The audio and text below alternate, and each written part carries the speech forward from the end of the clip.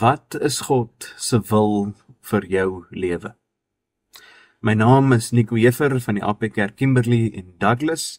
Vandag gaan ons verder met die Onse Vader en ons staan stil by die gedeelte wat sê, laat u wil geskied. Ek lees Matteus 6 vers 10.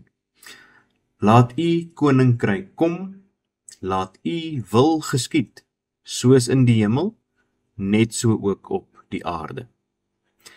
Een van die vrae wat Christene sekerlik die meeste vra is, wat is God se wil vir my lewe?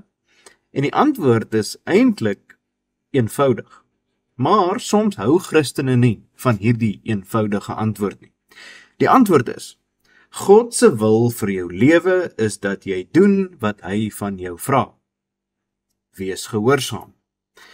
Dit beteken dat as jy regtig God se wil vir jou lewe soek, dan sal jy sy woord moet lees. En dit is gewoonlik die gedeelte wat mense dan nie wil hoor nie. Hulle wil agteroor sit en God moet allerlei wonderwerke in hulle lewens doen, maar hulle wil nie God se wil gaan soek nie. Wat sal beteken dat jy die Bybel moet lees, dat jy Bybelstudie sal moet doen, dat jy huisgodsdiens sal moet doen, dat jy die eredienste sal bywoon, dat jy sal moet bid ensovoorts.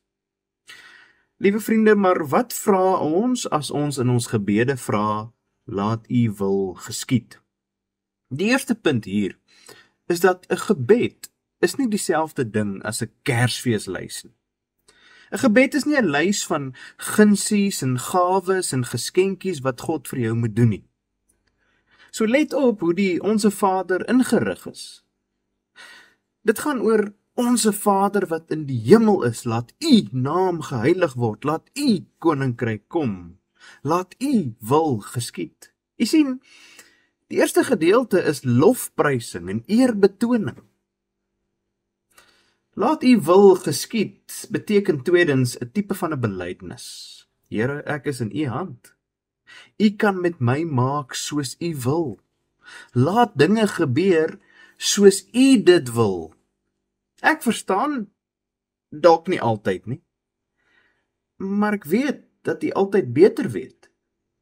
Laat u wil geskied is laastens 'n bede om God te vra om ons gehoorsaam te maak aan sy wil. Want om te bid, laat u wil geskied, kan gevaarlik wees. Dinge gaan dalk nie uitdraai soos wat ek dit wil hê nie, maar ek het dan gevra, laat u wil geskied. En maak my dan rustig daaroor, gee my vrede. Ek staan langs die bed van 'n terminale kankerpasiënt. Dan bid ek, Here, genees hierdie persoon, as dit u wil is. Ek laat dit in u hand oor. Ek weet, u weet, altyd beter. En maak my gehoorsaam aan u wil, sodat ek rustigheid en vrede sal ervaar, omdat ek weet dat niks buite u beheer gebeur nie. Amen. Kom ons bid saam. Hemelse Vader, laat u wil geskied. Help ons om besig te bly met u woord, waarin u wil vir ons lewens opgeteken is. Maak ons aan u gehoorsaam, gee ons rustigheid, gee ons vrede. Amen.